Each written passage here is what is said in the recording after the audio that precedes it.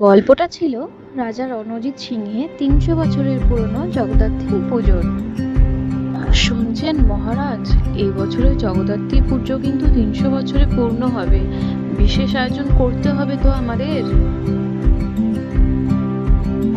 হ্যাঁ রানী, ভাবছি মহাযজ্ঞের আয়োজন করব, সঙ্গে সাংস্কৃতিক অনুষ্ঠান। এই রাজবাড়ির ঐতিহ্য আজ গ্রাম রাজ্যের গণ্ডি ছড়িয়ে দেশের গর্ব।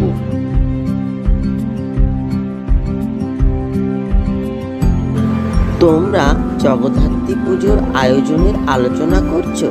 এবার কিন্তু আলো দিয়ে পুরো রাজবাড়ি, মন্দির চত্বর সব সাজাবো।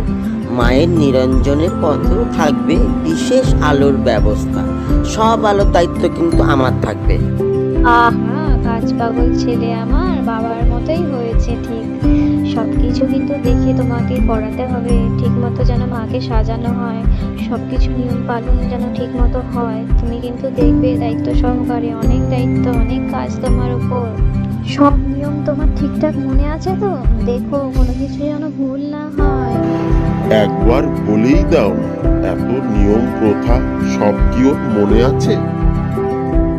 5 দিনের পুজো। পঞ্চমীতে মায়ের আগমন, প্রদীপ সজ্জা আর বরণের বিশেষ ব্যবস্থা। ষষ্ঠীর দিন মায়ের অন্নবিহীন ভোগের বিশেষ ব্যবস্থা। সপ্তমীতে মায়ের বোধন, আর অষ্টমীতে মায়ের বিশেষ রাজবেশ আর মহাভোগ। নবমীতে মায়ের রণসজ্জা, মহেশ্বরী রাজভোগ। আর দশমীতে মাকে ফুল দিয়ে সাজানো হয়, ফুলের গয়না আর চালবিহীন ভোগ দেওয়া হয়। আর পুষ্পান্ন ও মিষ্টান্ন থাকে সাথে। যা যা বললাম সব মনে থাকবে তো বাবা? মনে আছে মা, তবে তুমি মনে করিয়ে দিলে আর ভুল হবে না। 5 দিনের পুজোয় ভক্তদের ভোগের ও বস্ত্র বিতরণের কোনো ত্রুটি না হয়।